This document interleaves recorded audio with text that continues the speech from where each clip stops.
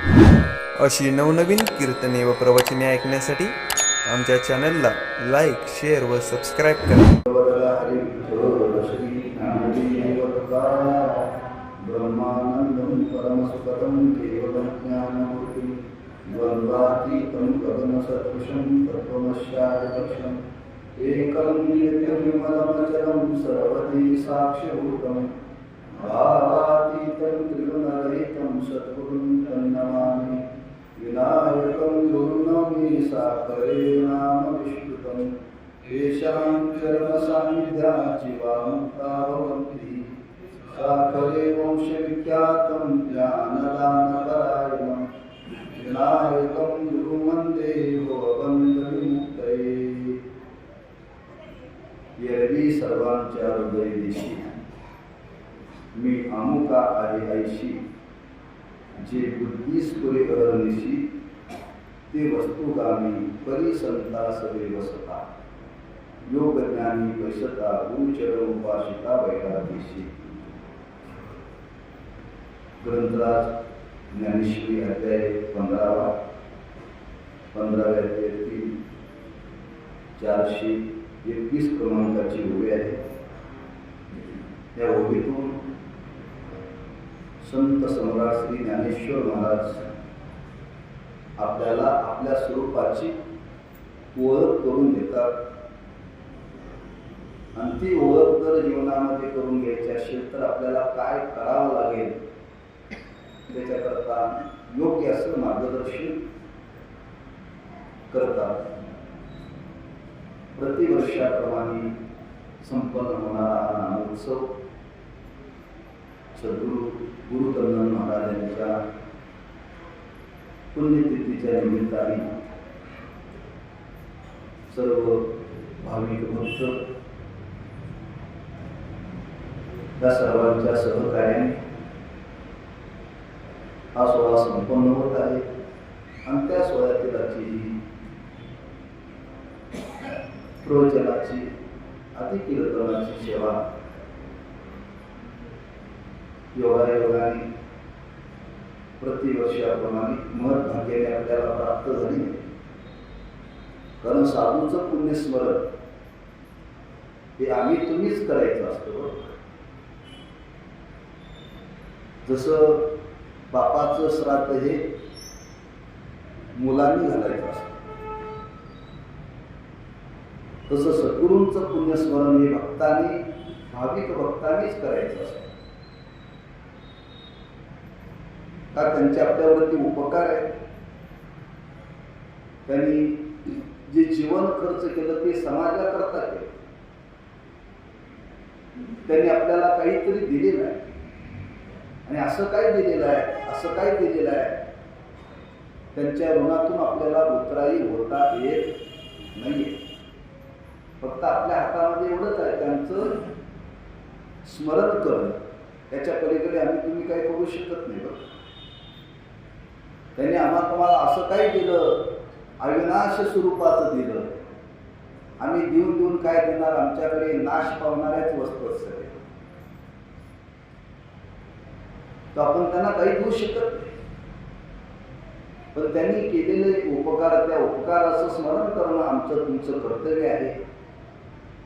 म्हणून त्यांचं पुण्यस्मरण आपण करत आहोत. आणि त्या पुण्यस्मरणाच्या निमित्ताने काय करावं, ज्या महात्म्याने आयुष्यामध्ये जगाला ज्ञान दिलं, ज्या महात्म्याने आपल्या आयुष्यामध्ये जगाला योग्य मार्गदर्शन केलं, ज्या महात्म्याने आपल्या जीवनामध्ये, आपल्या हृदयामध्ये असणारा बोध आपल्या शिष्याच्या अंतःकरणामध्ये संक्रमित केला, त्याचं संबंधाने काहीतरी वर्णन करा. ज्यांनी जे आयुष्यामध्ये केलं तेच त्यांच्या जीवनामध्ये जर वर्णन केलं तर वर्णन करत असताना त्यांना आनंद होतो.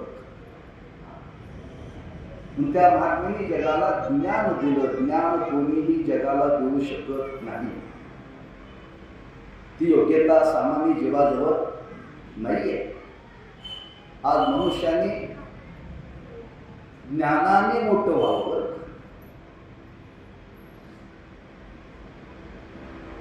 ज्ञानाने मोठं जो होतो त्याच्या जीवनामध्ये कोणत्याही प्रकारचं भय राहत नाही. प्रत्येक वस्तूची चोरी होते, पण ज्ञानाची चोरी होत नाही. ज्ञान कोणी चोरून नेऊ शकत नाही. तुम्ही संपत्ती जर मिळवली तर चोरी होण्याची चिंता आहे, नुसती चोरी नाही, भल्या भल्या मोठ्या चोरांची चिंता आहे. इन्कम टॅक्सवाले धाड घालतील, पैसे लपवता येत नाही, ते फार शोध घेतात. पण ज्ञान जर जीवनामध्ये मिळवलं तर माणसाला जीवनामध्ये भय राहत नाही, निर्भय अवस्था प्राप्त होते. आणि असं ज्ञान या जगामध्ये देणारे एक सद्गुरू आणि संत, त्यांच्या व्यतिरिक्त कोणी देऊ शकत नाही. नंतर ज्ञानवारांना वर्णन करावं, गुरु तेत ज्ञान, ज्ञानी आत्मदर्शन, दर्शनी समाधान अतिदेश. त्यांच्याशिवाय कोणी ज्ञान देऊ शकत. मग ते ज्ञान देतात, कोणतं ज्ञान देतात? त्या ज्ञानाचं स्वरूप या ओळीतून ज्ञानवारांनी स्पष्ट केलेलं. सोपं आहे ते, अतिशय सोपं आहे. त्या ज्ञानाचं स्वरूप त्यांनी प्रगट केलेलं आहे की ज्या ज्ञानाची गरज समाजाला आहे ते ज्ञान आम्हा तुम्हाला आहे, पण याला ज्ञान म्हणतात हे आपल्याला माहिती आहे. आपण ज्ञान संपन्नच आहोत, पण जगाला आपल्या अज्ञानामध्ये. जसं तुकोबांनी वर्णन केलंय, एखादा पुरुष आहे आणि त्याच्या वाडवडिलांनी घरामध्ये धन करून ठेवलंय, त्याच्यावरतीच बसतो, पण रोज भीक मागून खातो. बघ, म्हणजे एवढं घरामध्ये धन वाडवडिलांनी ठेवलेलं आहे, पण त्याला माहिती नाही ना ज्या घरामध्ये मी राहतो तिथं धन आहे. पण रोज राबतो, एवढं राबतो, राबल्याशिवाय पोट भरत नाही. पण ते धन घरामध्ये आहे ते मिळालं तर सगळं दारिद्र्य जाईल, पण त्याचं ज्ञान नाही ना. तीच अवस्था आता आमच्या तुमच्या जीवनामध्ये. ज्ञान हे प्रत्येकाजवळच आहे. किंबहुना शास्त्रांनी वर्णन केले, आम्ही तुम्ही सगळे कशावर? ज्ञान स्वरूप आहोत, ज्ञान स्वरूप आहोत. पण याचं ज्ञान नाही. याचं ज्ञान नसल्यामुळं आपल्याला दुःख भोगावं लागतं. मग आपण ज्ञान स्वरूपच आहोत, याचं ज्ञान करून देणारे जगामध्ये कोण आहे? संत आहे. काय त्या ज्ञानाचं स्वरूप आहे? ज्ञानवर अतिशय उत्कृष्ट त्याचं चिंतन मांडलेलं. पण 15वा अध्याय हा ज्ञान मार्गाचं वर्णन करा.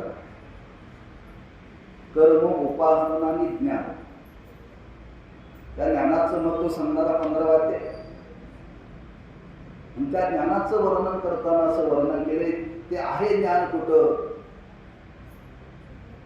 आमच्या तुमच्या बोलण्याच्या व्यवहारातून भाषेचा वापर करून ज्ञानावरून त्याचं चिंतन मांडलं. एरवी सर्वांच्या हृदय देशी मी अमुका आहे ऐशी, जे बुद्धीस्परे अरनिशी ते वस्तुगा. हृदय देशी, प्रत्येकाच्या हृदयामध्ये आपलं ते स्वरूप आहे. पण आम्ही काय म्हणतो? मी अमुका आहे, मी तमका आहे. मी हा प्रत्येकाच्या मुखामध्ये शब्द आहे बरं. आणि ते स्मरण चाललंय, कुठं चाललंय? बुद्धीस्वरे. कशी स्मरण चाललंय? अहर्निशी, रात्रंदिवस मी कधी थांबलेला नाही माणसाचा. ज्या दिवशी मी थांबला त्या दिवशी मनुष्य संपला नाही. म्हणून मी मी मी मी अहर्निशी बुद्धीस्वरे. मी मी अमका आहे, मी तमका आहे. त्या मी वरून आपल्याला आपली ओळख करून देतात. ज्या जगामध्ये असा कोणीही नाही की मी सोडून व्यवहार करणार. अगदी मराठी सांगायचं म्हणजे ए टू झेड, अ पासून ह पर्यंत प्रत्येकाच्या मुखामध्ये मी आहे. प्रत्येकाच्या मुखामध्ये मीचा विसर कधी माणसाला पडत नाही. फक्त मी म्हणजेच मी आहे हे मात्र आपल्याला माहिती नाही. बघा तुम्ही प्रत्येक क्षेत्र बघा, प्रत्येक व्यक्तीच्या जीवनाचा विचार करा, म्हणजे आपल्याला याची जाणीव होईल. म्हणून मी शब्द तिथं एक मोहम वापरला नाही, अमुका. मी अमुका म्हणजे वर्णाच्या दृष्टीने बोलत जातं. मी ब्राह्मण आहे, मी क्षत्रिय आहे, मी वैश्य आहे, मी शूद्र आहे. जातीच्या संबंधाने मी कुंभार आहे, मी धनगर आहे. हा प्रत्येक ठिकाणी मी आहे. बरं, व्यवसायाच्या दृष्टीने शब्द वापरला तर मी कुणाला सुटलेला नाही. बरं, मी शिल्पी आहे, मी शिवायचं काम करतो. मी व्यापारी आहे, मी शेतकरी आहे, मी शिक्षक आहे, मी ड्रायव्हर आहे, मी कंडक्टर आहे. सर्व ठिकाणी मी पुरुष आहे, मी स्त्री आहे, मी लहान आहे, मी मोठा आहे, मी ज्ञानी आहे, मी अज्ञानी आहे, मी कलाकार आहे. मी कुठं सुटलाय का बघा. एवढंच नाही, मनुष्य कार्य करण्याकरता प्रवृत्त होतो. कार्य करत असताना सुद्धा मीला धरूनच बोलतो. मी या गावचा सरपंच आहे, मी या राज्याचा मुख्यमंत्री आहे, मी या संस्थेचा अध्यक्ष आहे, मी अध्यक्ष आहे, मी या घरचा कर्ता आहे. प्रत्येक ठिकाणी त्याच्या पुढे लोक म्हणतात मी आहे म्हणून चाललेलं आहे, मी आहे म्हणून चाललेलं आहे. प्रत्येक ठिकाणी कुठेही सुटलेलं नाही. मी महाराज आहे, मी कीर्तनकार आहे, मी प्रवचनकार आहे, मी महाराज आहे. महाराज नाही गेलं तर महाराजाला फार वाईट होतंय बरं का. नुसतं नाव लिहाने त्याच्यापुढे महाराज टाकू नका, महाराज बिघडला बरं. जिप्पी कुठेही सुटलेलं नाही. फार मीचा संबंध सांगितलेला आहे. घरातली बाई म्हणते मी आहे म्हणून तुमचं चाललंय, माझ्या ठिकाणी दुसरी जर असती तर तुमचं काय खरं राहिलं नसतं. मी प्रत्येक क्षेत्रामध्ये मी सत्ता करणारे म्हणतात महाराज मी आहे म्हणून सत्ता चाललाय, मी अमुका आहे हा शब्द वापरला नाही. मीला सोडून माणसं कधीही व्यवहार करत नाहीत. मी सुखाने झोपलो होतो, मी दुःखी आहे, म्हणजे मी सुखी आहे, मी दुःखी आहे. शब्द मी सगळे ठिकाणी म्हणजे मी हा मी म्हणजे कोण याचा विचार करावा. त्या मीचीच ओळख करून देतात. म्हणून ज्ञानोबांनी म्हणते मी आहे, मी कोण आहे हा करावा विचार, म्हणे ज्ञानेश्वर निवृत्तीचा. ते कुठपर्यंत पोहोचलेला पार मी देह आहे इथपर्यंत माणूस आली. मी देह आहे, त्याचा पुढचा संबंध आहे मी आणि माझं. माझ्याचा संबंध इथं नाही, फक्त मीचा विचार आपल्याला करायचा. म्हणजे मी हा शब्द प्रत्येकाच्या मुखामध्ये अखंड आहे, अखंड आहे. त्या मीला सोडून व्यवहार आपल्याला करता येत नाही, करता येत नाही. मग तो मी म्हणजे नेमका कोण आहे हेच सांगायचं आहे. त्या पंचीकरणामध्ये वर्णन केलेलं आहे, मार्मिक विचार सांगितले, त्या देहाच्या संबंधाने वर्णन केले. 3 देह सांगितले, 5 कोश सांगितले. स्थूल देह, सूक्ष्म देह आणि कारण देह. मी देह आहे तिथं तिन्हीकडे शब्द लावला. 5 कोशाचं वर्णन केले. अन्नमय कोश, प्राणमय कोश, विज्ञानमय कोश, आनंदमय कोश आणि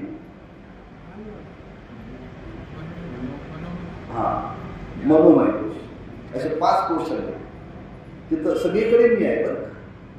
मी 5 कोशाचं वर्णन केले, 3 देहाचं वर्णन केले. म्हणजे मी शब्द सगळीकडे आहे. मीला धरून हा जगतातला प्रत्येक व्यवहार केला जातो. संतांना सांगायचं आहे, जे मी तुम्ही म्हणताना ते अखंड आहे. त्याचं स्फुरण कधीही थांबलेलं नाही. कधी माणसं वाणीनं बोलून दाखवतात, कधी बोलून दाखवत नाही बरं. झोपला तरी मीचं स्फुरण चालूच आहे. झोपलं तरी मीचं स्फुरण चालूच आहे. फक्त तिथं बोलण्याचा व्यवहार नाहीये. झोपून उठल्यानंतर माणसं सांगतात, मी सुखाने झोपलो होतो. बोलून दाखवल्यानंतरच मीचं स्फुरण असं नाही. त्याचं स्फुरण ठेवलंय. स्फुरण म्हणजे अखंडता, त्याचं कधी विस्मरण नाही. जसं श्वासोश्वास चालत आपल्याला, त्या श्वासोश्वासाच्या घडाघडीला मी ते बोलून दाखवावं लागत नाही. म्हणून ज्ञानोबांनी एक रूपक केलं भ्रमराचं.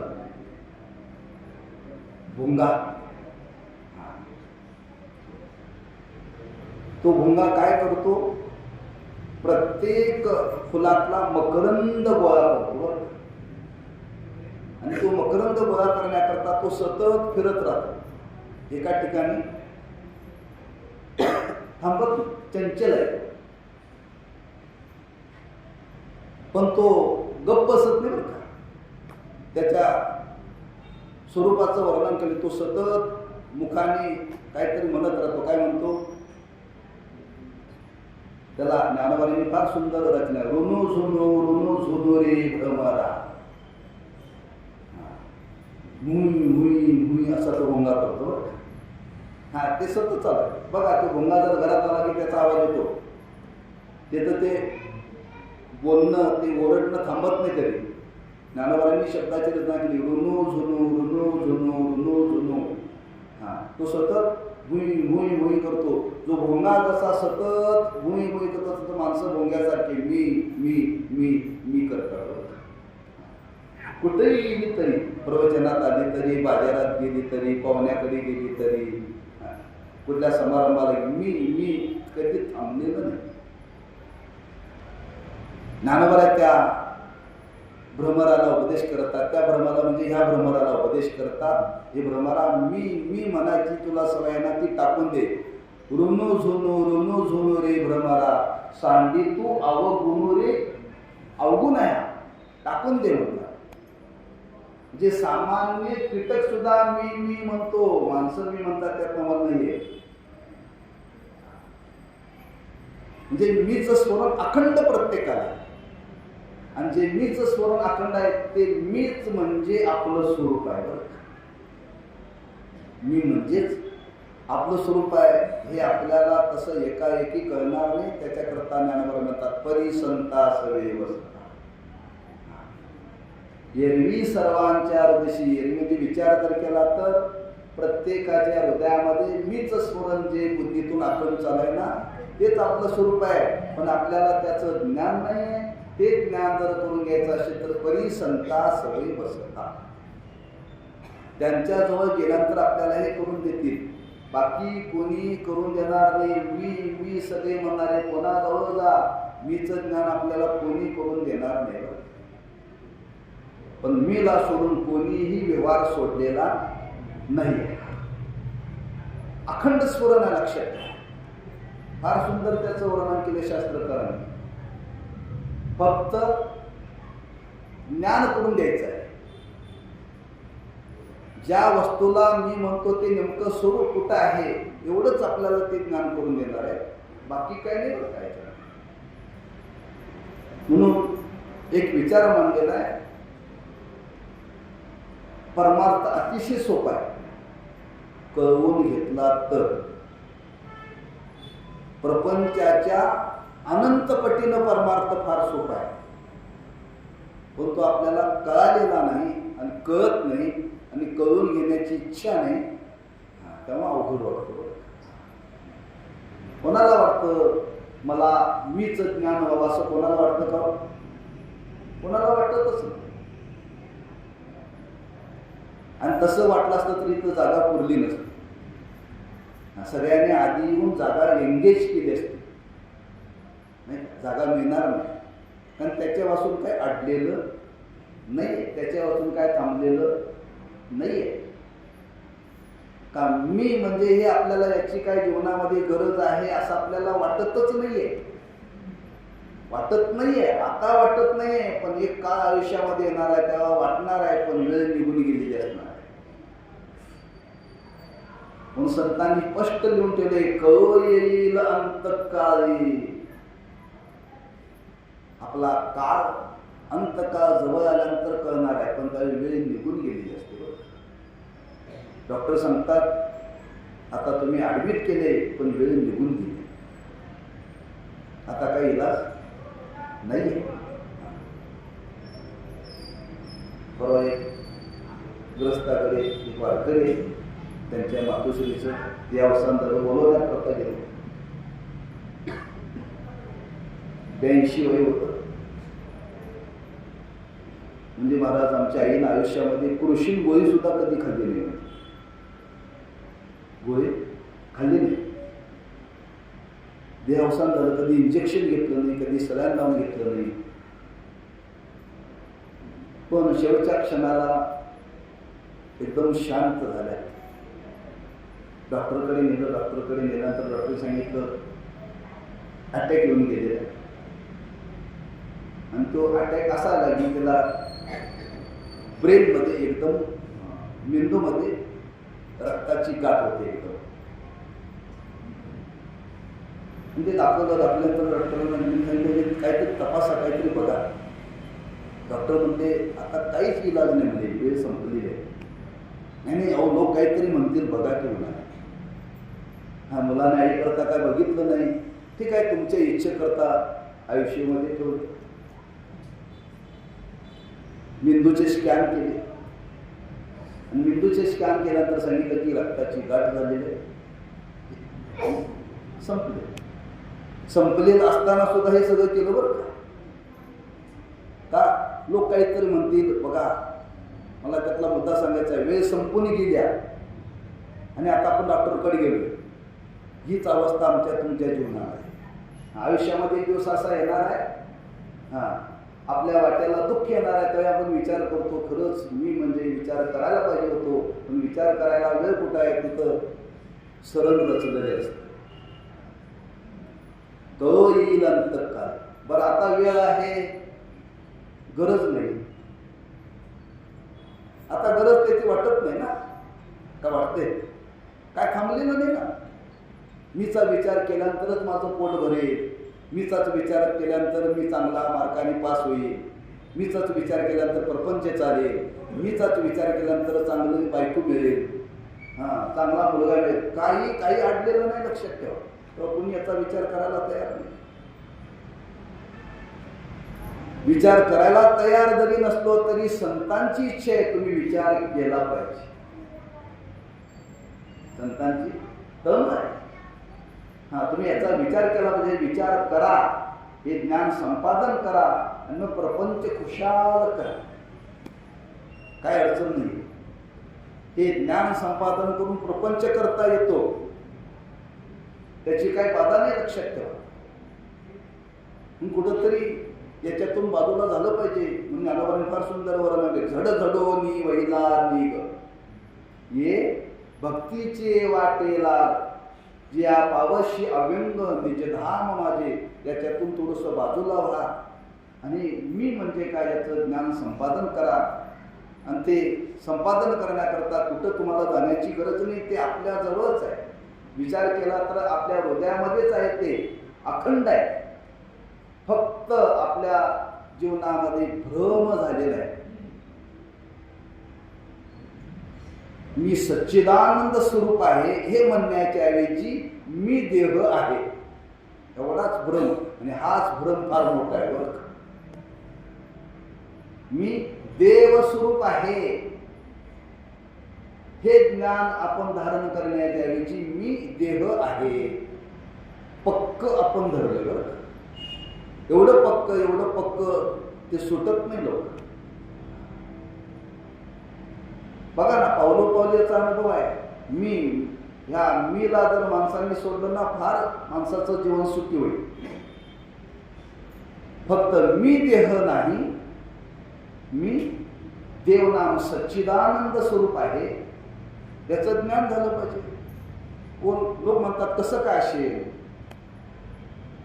जीव कुठं आणि ब्रह्म कुठं, या देहाला जन्माला यावं लागतं, देव कुठं जन्माला येतो. तर आपण चिंतन केलं पूर्व पक्षीचं. त्या परब्रह्माच्या ठिकाणी स्वगत सजाती विजाती भेद नाही, इतर ठिकाणी भेद आहे. हा परिच्छिन्न आहे, तो व्यापक आहे. आणखी काय सांगितलं? सुखरूप आहे, आम्ही दुःखरूप आहोत. जीव हे लवकर डोक्यात बसत नाही बरं, लवकर निश्चय होत नाहीये. पण संतांनी आपल्याला समजवण्याचा प्रयत्न केलेला आहे. देहाला मी म्हणू नका.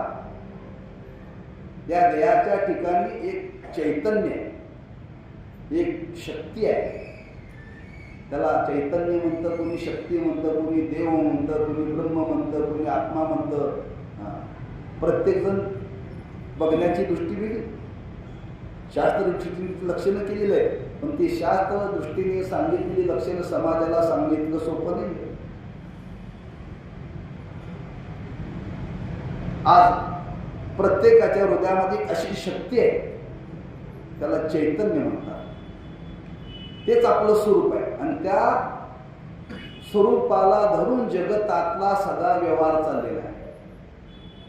म्हणून तुकोबांनी सांगून गेले, चाले हे शरीर कोणाचे सत्ते, कोण बोलविते हरी. जी शक्ती आहे, आत्मशक्ती आहे, त्या शक्तीनं संपूर्ण आमच्या तुमच्या जीवनातला व्यवहार चाललेला आहे. देहाच्या संबंधाने व्यवहार चाललेला नाही. देह जड आहे बरं का, गाडी जड आहे, इंजन जड आहे, पेट्रोल जड आहे, पण गाडी चालवणारा चेतन आहे. जशा कंपनीमध्ये गाड्या लावलेल्या असतात, ते गाड्यासारखे म्हणजे देह आहे बरं का. 25 लाखाची गाडी आहे, कोटीची गाडी आहे, पण गाडी चालवणारा असेल तर गाडी चालते. तसं हा ब्राह्मण कुलामध्ये जन्माला आलेला आहे, हा क्षत्रिय कुलामध्ये जन्माला आलेला आहे, हा वैश्य कुलामध्ये जन्माला आलेला आहे, हा शूद्र कुलामध्ये जन्माला आलेला आहे.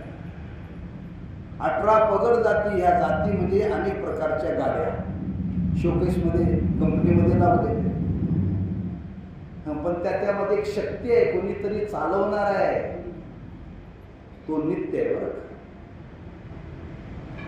तो नित्य, देह येणारा आहे, देह जाणार आहे. आपण गाडी बदलतो का गाडी चालवणारा बदलतो? गाडी बदलतो, गाडी चालवणारा बदलत नाही. म्हणजे गाडी का बदलता नाही, मी महाराज 5 वर्षे गाडी वापरली, आता दुसरी घ्यायची, दुसरी 5 वर्ष गेली पुन्हा गाडी. मालक तोच राहतो, पण गाड्या बदलतात बरं, गाड्या बदलतात. तसं देह बदलतात, आपलं स्वरूप बदलत नाही. अर्जुनाला हाच उपदेश केला देवाने, जीर्ण वस्त्र सांडीजे, नूतन वस्त्र विडीजे, तैसे देहांतरा ते स्वीकारिते चैतन्य नाते. अरे अर्जुना, देह निघून जातो, आपलं स्वरूप जात नाही बरं का. त्याला दृष्टांत दिला आम्हा तुम्हाला कळण्यासारखा,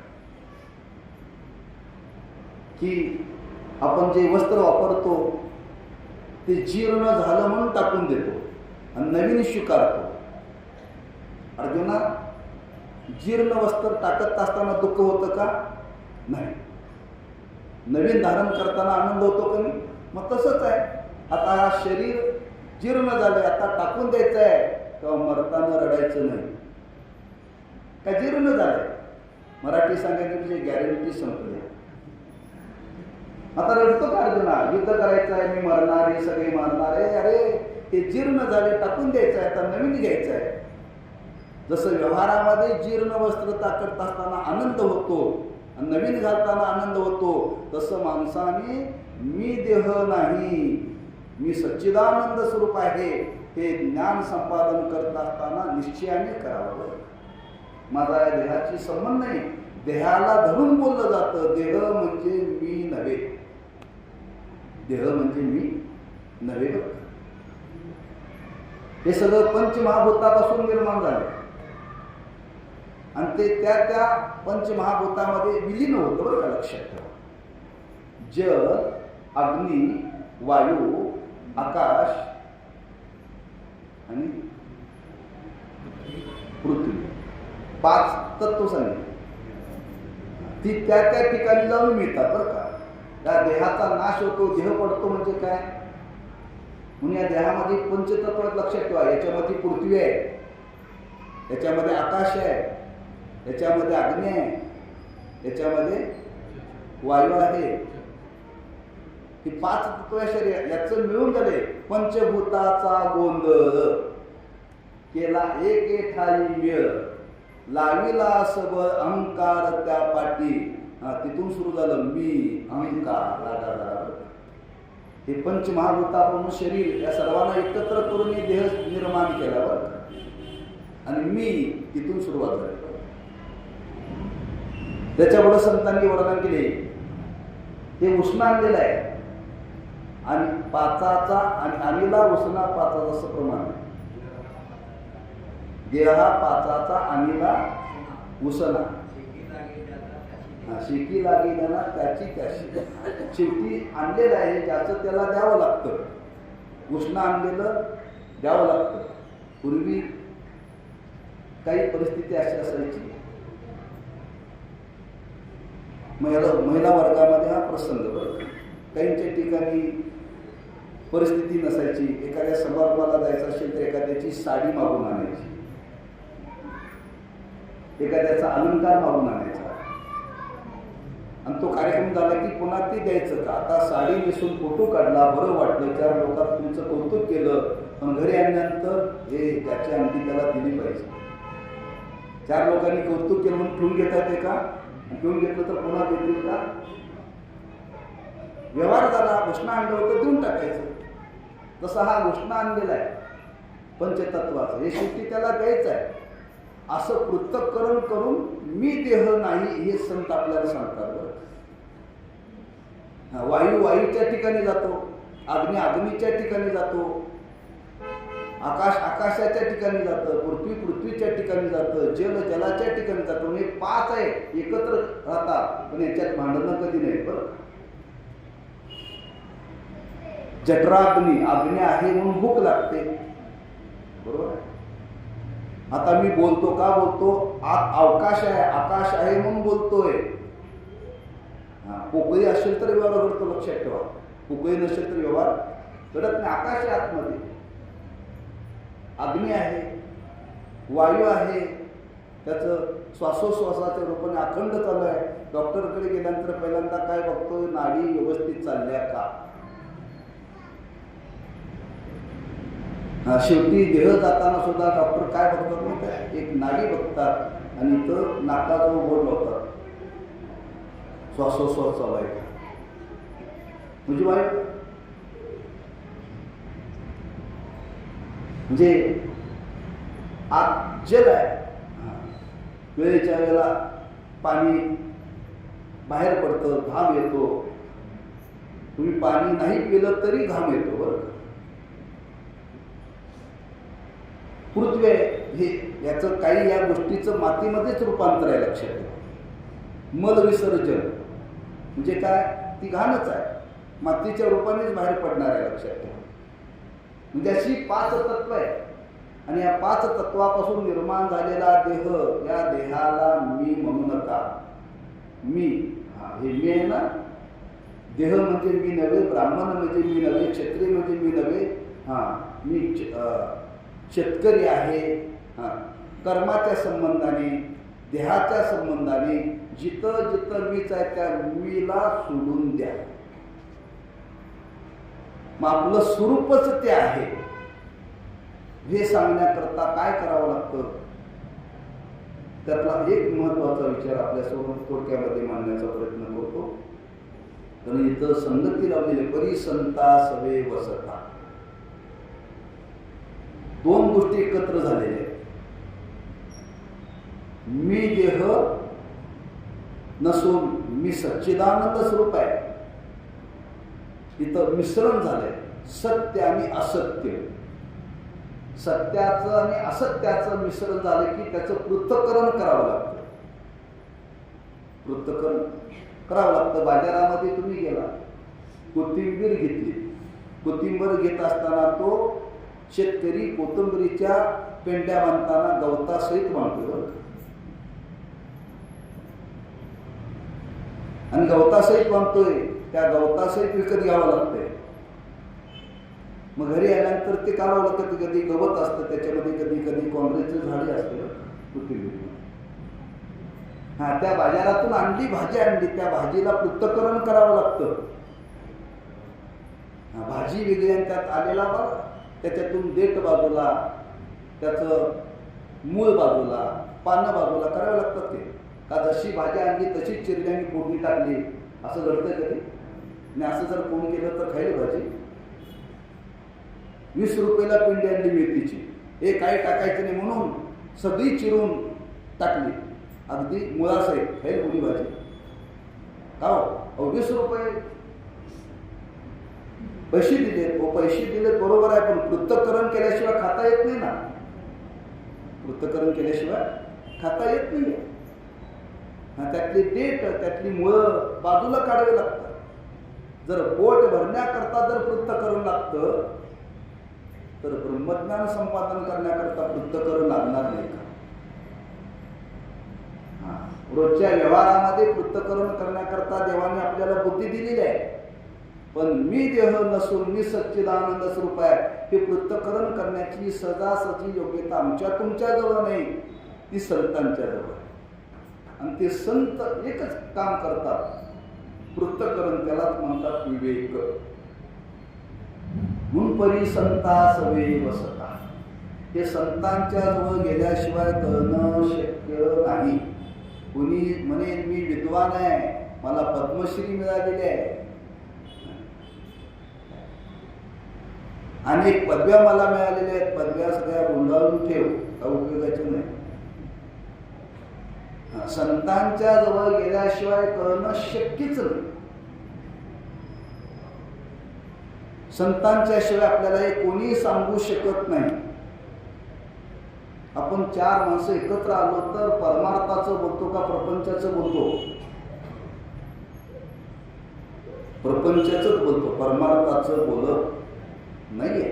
पुरुष असेल, स्त्री असते, 4 जर महिला एकत्र आल्या तर काय बोलते? काल महाराजांनी कीर्तनामध्ये काय अभंगामध्ये सांगितलं, हे सांगितलं का, ते सांगितलं, असं कोणी वर्णन करतं का? नाही. इथं आलं तर आपण काय विचार करतो? प्रपंचाचाच विचार करतो. तुमची साडी कशी आहे, साडीचा काठ कसा आहे, कुठल्या दुकानात घेतली, कधी घेतली, इस्त्री केली का तशीच वापरत आहे, वगैरे वगैरे.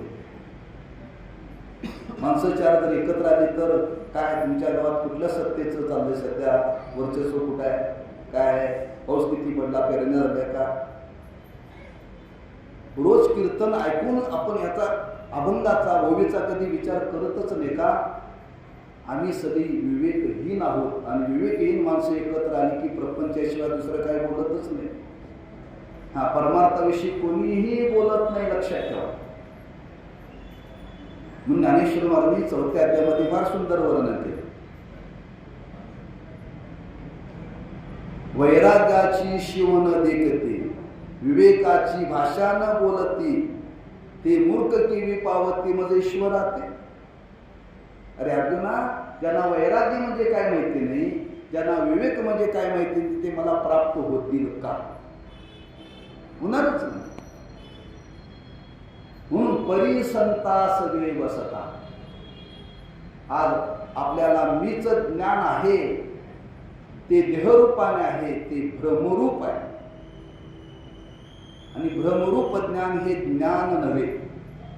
संत सांगतील बाबा तू देहाला मी म्हणतो, देहाला मी म्हणून चालणार नाही, मी देह नाहीये, त्या देहापासून मी वेगळा आहे. म्हणून दोन शब्द वापरले. देहाला मी म्हणणं हे भ्रमरूप ज्ञान आहे आणि मी सच्चिदानंद स्वरूप आहे, प्रमारूप ज्ञान आहे. भ्रमामध्ये राहणं हे चांगलं नाही, लक्षात ठेवा. आज आपण प्रपंचामध्ये राहतो, खरं सुख्यात का दुःख्यात हो? सुखी असल्यासारखं वाटतंय पण दुःखीच आहोत का? भ्रमात आहोत आपण, भ्रमात आहोत. प्रत्येक मनुष्य भ्रमात आहे, लक्षात ठेवा. भ्रमातच जगायला लागलाय. खरा सुखाचा अनुभव आपल्याला नाहीये, खरं आपल्याला ज्ञान नाहीये. भ्रमामध्ये जगायला लागले. कधी माणसं सुखात असतात, कधी आनंद असतात, कधी आनंदात असतात, कधी सुखात असतात, कधी दुःखात असतात. घरात कटकटी चालू असतात आणि त्यात पाहुणे भेटायला आले. पाहुणे भेटायला नंतर काय आनंदात आहे, सुखी आहे, सुखी आहे. पाहुणे गेल्यानंतर कुणी भेटला चार चौकात, काय बंडोबंद कसं हो, आता तरी डोक्यात चिंता घेऊन बाहेर पडला होता. आणि भेटल्यानंतर चांगलं आहे, चांगलं आहे. अरे वरून चांगलं आहे का आतून चांगलं आहे? याचा अर्थ आम्ही भ्रमातच आहोत, लक्षात ठेवा. या देहाला धरूनच आज आपण व्यवहार करायला लागले, आनंदात नाहीये. केवळ देहाला मी म्हटल्यामुळं त्या देहाचा संबंध राहणार आहे. कुठंपर्यंत राहणार आहे? जोपर्यंत त्याचं आयुष्य संपत नाही तोपर्यंत. आणि आयुष्य संपत नाही तोपर्यंत याचा संबंध राहणार आहे. माणसाने आयुष्य संपत नाही तोपर्यंत याचा संबंध ठेवावा लागेल. याचा तसा त्याग करू नये बरं का. काही माणसं इच्छेप्रमाणे काही काम झाले म्हणून त्याग करतात, म्हणजे अंशात आत्महत्या करतात. करू नये. पुरुषार्थ नाही, महापाप आहे, महापाप. जगाच्या पाठीवरती एकच मनुष्य आहे आत्महत्या करणारा. बाकी कुणी आत्महत्या केली असं कुठं ऐकायला मिळालं? कुत्र्याने आत्महत्या केली, गाढवाने आत्महत्या केली, बैलाने आत्महत्या केली, वानराने आत्महत्या केली. मग माणसापेक्षा पशु बरी का माणसं बरी हो? कुठं तरी करंट आला, कुठं धडक झालं, कुत्र गाडी सापडलं, मेलं. आयुष्य संपल्यानंतर मेलं. फक्त आत्महत्या करणारा मनुष्याचा आहे आणि तो जाणीवपूर्वक करतो. करू नये. मला सांगण्याचा मत आहे, देह आयुष्य आहे तोपर्यंत या देहाचा संबंध राहणार आहे. देहाचा त्याग करायचा नाहीये. त्या देहाला जे मी म्हणतो ना, त्या भ्रमाचा त्याग करायचा आहे. आणि तो भ्रमाचा त्याग करण्याकरता संत सांगतात सत्य आणि असत्य. सत्य आणि असत्य. देह नाशिवंत आहे, असत्य आहे, आणि आपलं स्वरूप सत्य आहे. ते अखंड आहे बरं. ते आणावं लागत नाही, त्याच्याकरता काही व्यवहार करावा लागत नाही, कुठली क्रिया करावी लागत नाही. ती नित्य आपल्या स्वरूपाच्या ठिकाणी काहीही करावं लागत नाही, काहीच करावं लागत नाही. लक्षात तो कुंभार मातीचा गोळा तयार करतो आणि मातीचा गोळा तयार करत असताना त्याच्या डोक्यात असतं, या मातीमध्ये आपल्याला गणपती तयार करायचा. तो काय करतो? ती मूर्ती तयार करताना नको नको नको त्यातला चिखल तेवढा बाजूला काढतो बरं का. बाहेरून काय आणत नाही. पहिल्यांदा गोळा घेतला जातो, त्या गोळ्याने ते तयार करत जातो. तयार करता करता नाक जर मोठं होत असेल तर त्याचा चिखल कमी करतो, टाकून देतो. कान तयार करायचा, कान तयार करण्याकरता चिखल जादा होत असेल तर त्याला काढून टाकतो. प्रत्येक गोष्ट काढून काढून काढून टाकल्यानंतर शिल्लक जे तयार होतं ती मूर्ती तयार होते. बरोबर आहे? तसं मी देह नाही, मी ब्राह्मण नाही, मी क्षत्रिय नाही, मी पुरुष नाही, मी स्त्री नाही, मी लहान नाही, मी मोठा नाही, अशा प्रत्येक गोष्टी काढून टाकायच्या कुंभारासारखं. काही काळ कुंभार व्हायचा, प्रत्येक गोष्ट काढून टाकायची. आणि त्या टाकता टाकता टाकता शेवटी जे शिल्लक राहतं ते आपलं स्वरूप. हे कोण सांगतात? परिसंता सवे वसंत. हे संतांच्या जवळ गेल्याशिवाय आपल्याला कोणीही सांगणार नाही. तुम्ही जर प्रपंचामध्ये गेला तर सांगितलं, हो मला माळ घालायचे, अरे माळ घालून कुणाचं चांगलं झालं?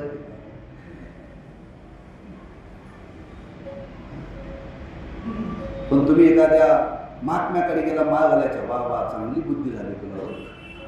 पण प्रपंची लोकांमध्ये गेला, मी वारकरीमध्ये, अरे तुला कुठून अवदस आठवली? अरे माळ घालायला आहेस, माहीला जाता येत नाही, पार्टीला जाता येत नाही, मरगाईची यात्रा करता येत नाही. परवा एकाने फोन केला, हो गंमत वाटते मला. गुरुवारी एका गावाला भेटायला गेलो, गावाचं नाव सांगत नाही, तुमच्या लक्षात येईल. म्हणजे महाराज त्यानं 2 वर्षापूर्वी माझ्याकडून माळ घातला आणि म्हणजे महाराज मी सगळं सोडले हो, पण 2 दिवस झालं मला फार आठवण व्हायला लागल्या. कशाची? नॉनव्हेजची. त्यांच्याच गावातला माझा जो होता, म्हणजे महाराज कोणाचा फोन आला? म्हणजे तुमच्या त्या कंडक्टरचा फोन आला. म्हणजे काय झालं? काही इच्छा नाही, मी दारू सोडले, बाकी सोडलेलं, पण आठवण येणार. म्हणजे महाराज उद्या आमच्या गावची यात्रा आहे, म्हणजे मरगायची यात्रा आहे, त्या मरगाईला लागतंय म्हणतात. आता मरगाईला लागतंय काय, ह्यांनाच लागतंय काय? ही यात्रा बघून याला आठवण व्हायला लागल्या मला. ही यात्रा बघून आठवण व्हायला लागली. मी कशा करता सांगितलं? म्हणजे काही प्रापंचिक लोकांजवळ आपण जर पारमार्थिक बोलायला गेलो तर माणसांना ते पटत नाहीये, पटत नाहीये. प्रपंचिक लोकांजवळ प्रापंचिक बोललं की बरं वाटतं. बरं का? मुद्दा आपला परिसंता सवे वसंत. हा, संतांच्या जवळ गेल्याशिवाय आपल्याला हे कोणीही सांगणार नाही. हे आपल्याला ज्ञान संपादन करायचं ना. हां, प्रपंचामध्ये आपण राहतो, एखाद्या प्रापंचिकाला भेटायला गेलं तर आपल्याला हे कोणी सांगणार नाही. सांगायला गेलो तरी वेड्यात काढल्याशिवाय राहणार नाही. कुणी तर ज्ञानोबांना सांगायचं आहे, हे ज्ञान स्वयंभू आहे, स्वरूपभूत आहे, ते कुठून आणायचं नाही आहे. फक्त एवढंच आहे, हां, मी म्हणजे नेमकं काय याचा आपल्याला निश्चय करायचा, बाकी काहीही करायचं नाही आहे. मीचं ज्ञान झालं म्हणजे काय, तुम्हाला उपाशी राहावं नाही, रोज जेवावं लागणारच आहे. लक्षात ठेवा, रोज आंघोळ करावी लागणारच आहे. आपल्या वाट्याला आलेलं कर्म करावंच लागणार आहे. फक्त निश्चय आपला ठेवायचा आहे, त्या निश्चयात बदल होऊ द्यायचा नाही. बरं, मी देह नसून मी सच्चिदानंद स्वरूप आहे. मग हा देह प्राप्त झाला आहे, मागच्या काही कर्माने प्राप्त झालेला आहे. आपल्या वाट्याला आलेलं आपण कर्म केलं पाहिजे. जगण्याकरता याला काहीतरी लागतं, अन्न लागतं, पाणी लागतं, ते खाऊ घातलं पाहिजे. त्याच्याविषयी जगू शकत नाही. ज्याला हे ज्ञान झालं म्हणून त्याला उपाशी राहावं लागतं असं काही नाही. एकदा ज्ञान झालं की आपल्याला कोणत्या वस्तूविषयी तादात्म्य राहत नाही. लक्षात ठेवा, तादात्म्य राहत नाही. फक्त ते संपादन करायचं, हा फक्त निश्चय बदलायचा, बाकी काहीही बदलायचं नाहीये. त्या महाभारतातला प्रसंग सर्वांना ज्ञात. कौरव पांडवांचं युद्ध ठरलं आणि कौरव पांडवांचं युद्ध ठरल्यानंतर दोन्ही बाजूला त्या मानाचे योद्धे होते. कौरवांच्या बाजूने द्रोणाचार्य होते, भीष्माचार्य होते, कृपाचार्य होते. थोर थोर मंडळी कौरवांच्या बाजूने होती. पांडवांच्या बाजूने देव होता, त्या कौरवांच्या बाजूने कर्ण होता. कुंती मातेने विचार केला, कर्ण सुद्धा आपलाच पुत्र आहे आणि तो कौरवांच्या बाजूने लढण्यापेक्षा हा जर आपल्याकडे येईल, मी पांडवांचाच भाव आहे असं जर कळेल तर त्याच्या आयुष्याचं मात्र होणार नाही, असं कुंती मातेला वाटलं. कुंती मातेने एक दिवशी कर्णाला भेटायचं ठरवलं आणि एकांतामध्ये कर्णाला भेटण्याकरता कुंती माता गेली. आणि कुंती मातेने कर्णाला 4 गोष्टी सांगितल्या. कर्णा, तू राधेय नसून तू कौंतेय आहेस. तू राधेय नसून कौंतेय. पण तो कर्ण म्हणत होता, मी राधेचा पुत्र, मी राधेचा पुत्र. का? त्या कुंती मातेच्या जीवनामध्ये लग्न होण्याच्या पूर्वी त्या सूर्याची उपासना केली होती कुंती माते. आणि सूर्याची उपासना केल्यामुळे त्या सूर्याच्या मंत्राने तिला सामर्थ्य प्राप्त झालं.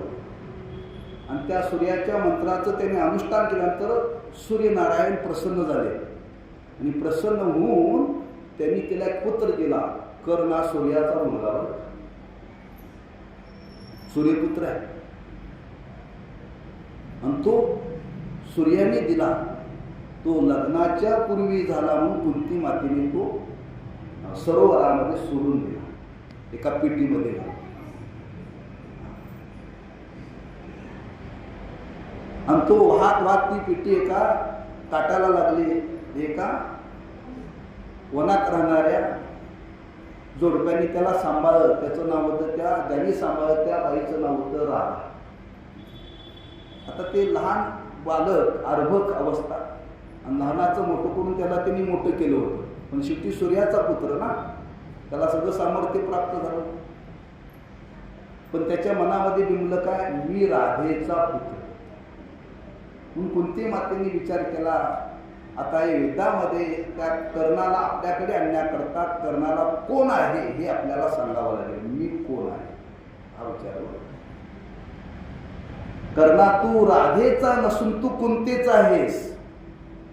म्हणजे तू देह नसून तू सच्चिदानंद स्वरूप आहे सांगायचंय. बरोबर, हा मुद्दा लक्षात ठेवा. दृष्टांत त्या सिद्धांताच्या संबंधाने सांगितलं.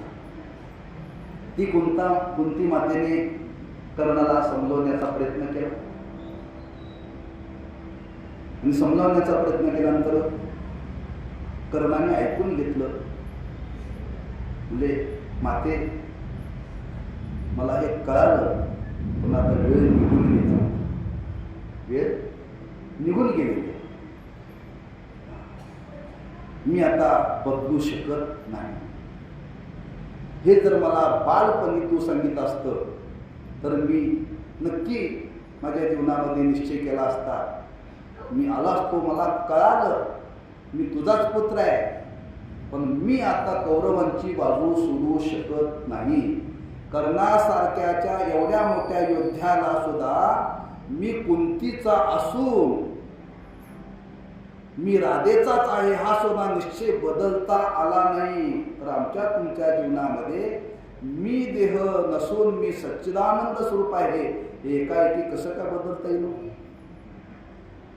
याचा जर बदल करायचा असेल तर ज्ञानोबा म्हणतात, एकच परी संता सवे वसता. संतांच्या जवळ गेल्याशिवाय हे शक्य नाहीये. म्हणून संत आपल्याला आपल्या स्वरूपाची ओळख करून देतील, निश्चयाने देतील. म्हणून इथं ज्ञानोबा आपल्याला सांगतात, एरवी विचार केला तर आपलं हृदय, त्या हृदयामध्ये मी हे स्वरण अखंड चालू आहे. ते मीच म्हणजे आपलं स्वरूप आहे ते आपल्याला माहिती नाही. त्या मीला धरून आपण व्यवहार करतो. तो व्यवहार करत असताना त्या व्यवहाराला सोडा आणि आपलं स्वरूप काय आहे ते समजावून घ्या. आणि समजावून घेण्याकरता संतांच्या सहवासामध्ये या, रोज या, कधीतरी येऊ नका. सत्संगामध्ये सतत यावं. माणसं फिरायला जातात रोज, सकाळ सकाळी काही संध्याकाळी चौकामध्ये बसतात. बरं का, रिटायर झालेली माणसं, प्रपंचामध्ये प्रपंच करून थकलेले मातावर्ग चौकात येतात, एकत्र येतात. येऊन बसून काय चर्चा करतात? तुझी सून कशी आहे, माझी सून कशी आहे. तिच्या इथं मठात या, त्या मठात येऊन संध्याकाळी विचार करा. खरंच सत्संगामध्ये या आणि सत्संगातून एक ज्ञान संपादन करा.